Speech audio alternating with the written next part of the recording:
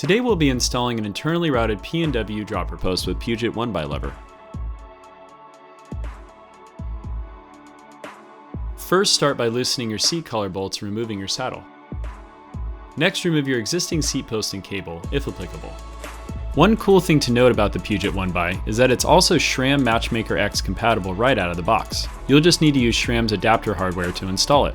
For this video, we'll be installing it using the standard clamp. You'll notice that there are two bolt positions to bring the lever more inward or outward, depending on your preference. Start by sliding the hinge clamp over the bar and using a 4mm Allen, tighten the bolt clamp to the lever body until it's snug.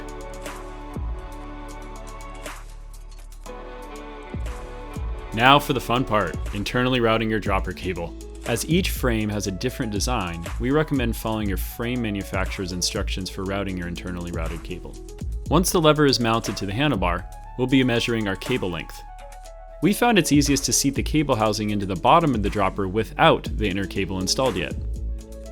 Push the dropper post into the seat tube to your desired saddle height while pulling cable housing through the front of the frame at the same pace. Be careful as to not pull the housing too quickly, as it will lose connection with the bottom of the dropper and your measurements will then be inaccurate. Remove the end cap of the cable housing by pulling on the cable end. Holding the cable housing to the lever's barrel adjuster, make sure you have enough cable housing to turn your handlebars completely by 90 degrees. This ensures the cable won't be too tight if the bars were to twist during an accident, or so long that they're just sitting there flopping around during your ride. Cut the cable housing at the same spot you held to the lever's barrel adjuster. As they say, measure twice and cut once. Next, you'll be removing the dropper from the frame while pushing the cable housing back through the bike. Insert the inner cable into the housing starting at the dropper post end of the housing. Place the cable end into the bottom of the dropper post. You'll see a slot where you can slide the inner cable through while pivoting so that the cable end sits in the actuator cradle.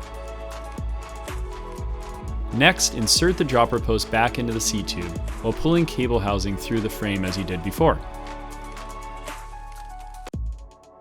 Feed the cable through the housing end cap.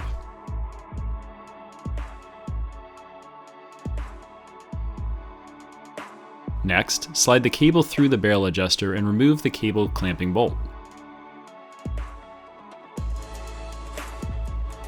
Push the lever to the resting position and reinstall the cable bolt so that it can clamp the inner cable.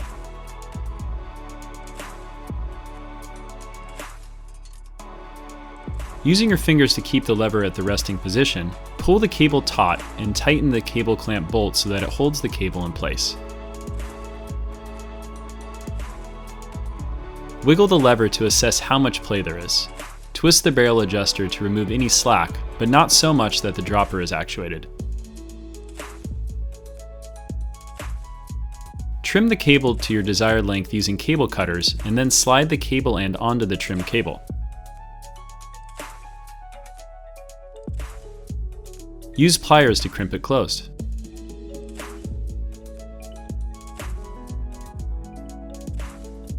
Adjust the lever to your desired placement and using a torque wrench, tighten the lever clamp to 2 to 3 Nm. Make sure not to over-torque the clamp as this can cause damage to the handlebar, which could result in personal injury or even death.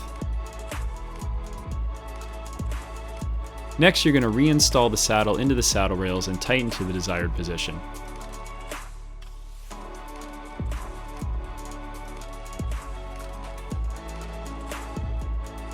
Adjust your saddle so it's centered with the bike frame. And lastly, tighten the saddle clamp bolts to between 8 and 10 Nm. Set your dropper to your desired height and tighten the seat collar bolt until it holds the dropper post in place. It's important to follow your frame manufacturer's recommended torque setting for the seat collar, as this varies between manufacturers. For the coast, use a high-pressure shock pump to add air to the suspension cartridge. You can pump it up to 300 psi without harming the cartridge.